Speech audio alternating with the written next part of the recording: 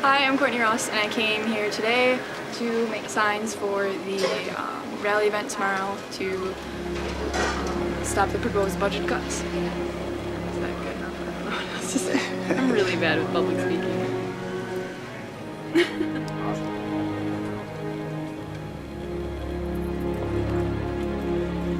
I am here on behalf of student government, kind of directing students on this statewide day of action, getting them to sign the banner, take buttons, write letters to our legislators. Good. Grab a button if you want. Wear it with the... Really, we just want students to have their voices heard. They have a stake in this conversation, and so their voices should be represented and they should be involved. And we really want students to be writing letters and contacting their legislators and just doing everything they can to really have a part of this conversation. Sign this banner. If you want to write a letter to your legislator, head inside. Thank you so much. Thank you.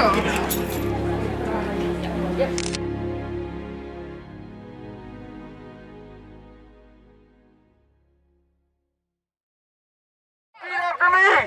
There ain't no power like the power of the people, and the power of the people don't stop! Hey! There ain't no power like the power of the people, and the power of the people don't stop! Hey! There ain't no power like the power of the people, and the power of the people don't stop! Hey! Today we are here not to oppose any particular politicians, but we might all have our own feelings about that. Either way, we are here for one reason, and that is to oppose the budget cut. And we may all have different opinions on how this should be handled, whether it's the magnitude of the cut, or whether if it's the cut in general. Maybe you even want to see more state funding. Maybe some people do want to see cuts, but just not cuts that are $6.8 million to our university, or $300 million to the UW system. So this all got started because, mostly for me, I had felt the budget cuts almost instantaneously when my anthropology professors one day started off lecture by saying that they were going to be done teaching here by the end of this semester. And that was absolutely heartbreaking for me because anthropology had fundamentally changed the way I view the world and how I think. And to hear that this department is being cut because there weren't enough numbers or because it was only a minor really hurt. And so I felt like so many people had shared this feeling with me, this sentiment, and no one was doing anything. And so I actually ended up messaging Brewster and Joe saying that we should start something because so many other campuses had been doing actions, but we hadn't yet, and we should be because we actually are experiencing the largest cuts out of the entire system and targeting what we value most, our natural resource program. I just heard from my orchestra teacher this morning that here at UWSP, because of the budget cuts, they decided to give 280 people throughout the entire college the option to retire at 55 or older.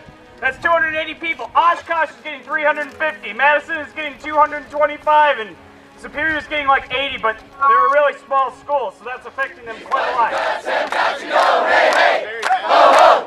These budget cuts have got to go, hey, hey, ho, ho. These budget cuts have got to go, hey, hey, ho, ho.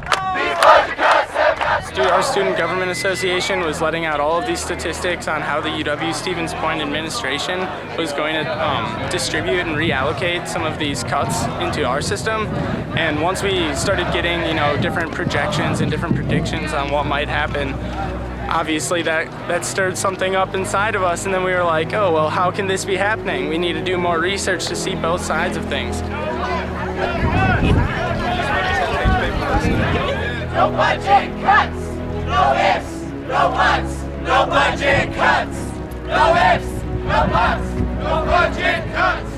No ifs, no buts, no budget cuts! No ifs, no buts! I am here for change and also for compromise. If somebody wants to sit me down and say, hey, let's talk about this for a second, I'd be more than happy to hear. I'm not the person to go to and determine how much what is university needs, but I guarantee you that cutting us so deeply to the bone it's not the way to go. It's not trimming fat anymore. It's literally destroying a university that is growing and developing wonderful minds that are staying at this school or staying in the state and who are changing the world one step at a time. And that is exactly why I'm here. I'm here because this is the best place to be for everything that I've dreamed about. Budget cuts have got to go, hey, hey, whoa, whoa. These budget cuts have got to go, hey, hey, whoa, whoa. These budget cuts have got to go. Hey, hey, ho, ho. These budget cuts have got to go. Hey, hey, ho, ho. We are unstoppable. Another world is possible. We are unstoppable. Another world is possible. We are unstoppable. Another world is possible. I don't know about you guys, I took off work for this because it's more important.